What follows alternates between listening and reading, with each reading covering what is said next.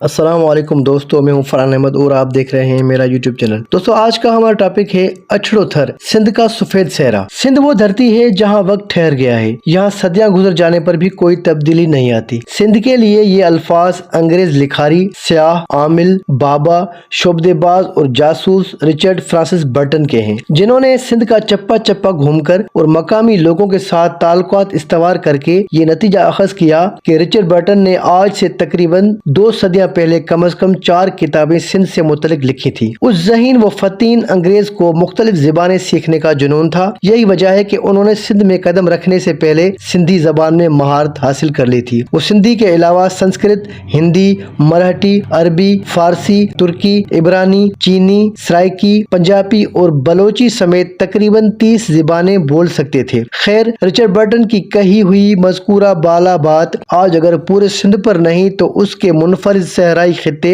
अछड़ो थर पर 100% ही मंतखब आती है, क्योंकि उस इलाके में वक्त तकरीबन 2 सदियों से रुका हुआ लगता है। मगर वो जो कहते हैं कि सुरंग के अगले सिरे पर रोशनी नजर आ रही है, तो अछड़ो थर में भी तामीर व तरक्की के चंद मंसूबे शुरू हो चुके हैं। उम्मीद है कि उनकी तकमील पर यहाँ के गरीब बासियों को भी इंसानों वाली कुछ सहूलियात मिल सकेंगी। दोस्तों, अछड़ो थर जुग्राफी लिहाज से सिंध के नारा रीजन में वाक़ है, मगर सिंध में उसका रकबा महज 15% है। इस रेगिस्तान का बकाया 85% हिस्सा भारत की हदूद में है। ये चट्टा सफेद सहरा है जो सुनहरी रेत वाले सिंध के मशहूर ज़माना थर और सराइकी वसीब के चोलिस्तान के दरमियान बफर डेजर्ट है। सफेद रेत वाला ये सहरा 23,000 मुरब्बा किलोमीटर पर फैला हुआ है। ये सिंध के 5 अजला सांगड़, नवाबशाह, खैरपुर, सखर और घोटकी की हदूद से लेकर उमरकोट तहसील के शुमाल से होता हुआ भारतीय सरहद के अंदर जैसलमेर तक चला जाता है। इस तरह ये सिंध के असली थर से भी रकबे में काफी बड़ा है। उसके कदीम नाम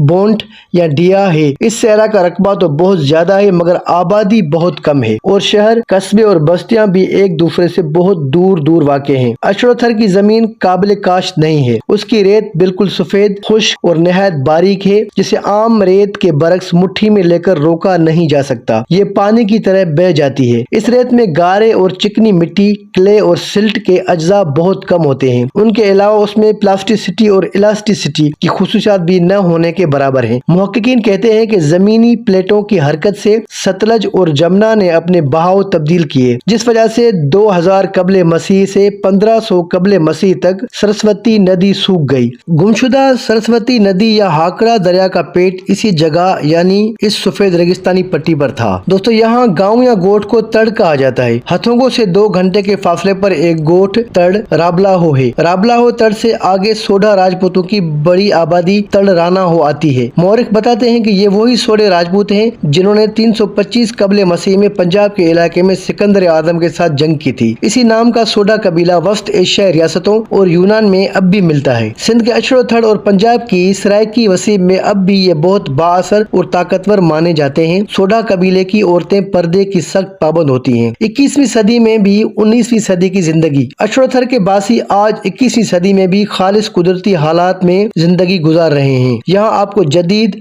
दुनिया की कोई निशानी नजर नहीं आएगी, सवाए कुछ अफराद के हाथों में सेल फोन के। ये सेल फोन भी यहाँ के लोगों के लिए सहूलत से ज्यादा शराब बल्कि अजाब हैं। सिग्नल्स अमूमन आते ही नहीं, इसलिए अगर इमरजेंसी में कोई कॉल करना हो तो गोठ से बाहर निकलकर मीलों दूर वाक़े रेत के सबसे बड़े बुलंद टेले पर चढ़ना पड़ता है। दूसरा ये कि बिजली भी कई दिन नहीं होती, इसलिए मुतबादिल के तौर पर छोटे सोलर पैनल से मोबाइल चार्ज किए जाते हैं। पब्लिक ट्रांसपोर्ट का तस्वर भी मुहाल समझिए। ऊंट, गधे आम सवारी हैं। किसी गोठ में पुराने जमाने की 4 व्हील जीप है तो उसका किराया आम लोगों की पहुंच से बाहर है। दोस्तों, अछड़ो थर का जिक्र हो और डॉक्टर हाथी सिंह का जिक्र न हो तो ये ज्यादती होगी। डॉक्टर हाथी सिंह अपने इलाके के पहले तालीम याफ्ता शख्स हैं, जिन्होंने मेडिकल की तालीम हासिल करने के बाद किसी बड़े शहर में रहकर कमाई करने के बजाय अपने पसमानदा तरीन सहराई इलाके में वापस आकर अपने लोगों की खिदमत करना पसंद किया। वैसे अछड़ो थर की हिंदू कम्युनिटी मुसलमानों के मुकाबले में तालीम हासिल करने को ज्यादा तरजीह देती है। इस इलाके में कोई अस्पताल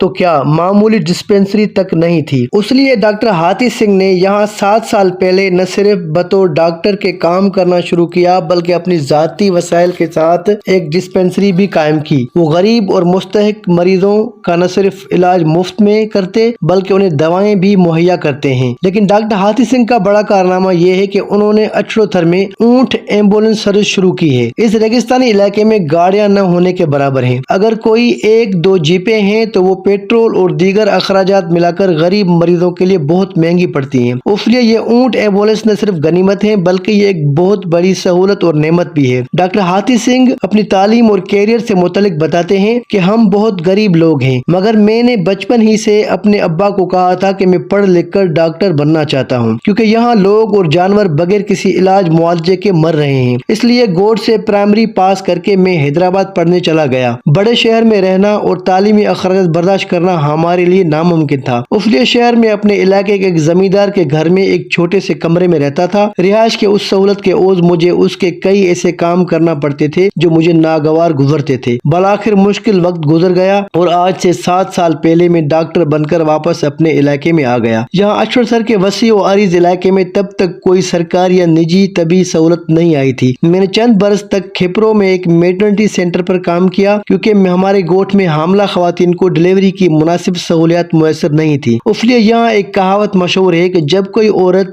बच्चे की विलादत के दर्द में मुब्तला होती है तो उसके अहले खाना दाई के साथ साथ उस माँ बनने वाली उस खातून के जनाजे या आखिरी रसूमात के इंतजामात भी कर लेते हैं। 2-3 साल पहले डॉक्टर हाथी सिंह की कोशिशों से उनके गोठ में सरकारी डिस्पेंसरी कायम हो चुकी है और उन्हें एक जीप भी मिली है ताकि वो उसे एम्बुलेंस के तौर पर इस्तेमाल कर सके। मगर यहाँ पेट्रोल की दस्तयाबी और हामला खातून के अजीजों की गुर्बत रिकॉर्ड बनती है, इसलिए ऊंट एम्बुलेंस का मुफ्त इस्तेमाल अब भी जारी है। दोस्तों, ये वीडियो आपको कैसी लगी जरूर मुझे कमेंट में बताइएगा, और अगर आप मेरे चैनल पर नए हैं तो मेरे चैनल को सब्सक्राइब कर दीजिए और बेल के आइकन को दबा दीजिए ताकि मजीद ऐसी वीडियोस आपकी खिदमत में पेश करता रहूं। दोस्तों, अल्लाह हाफिज।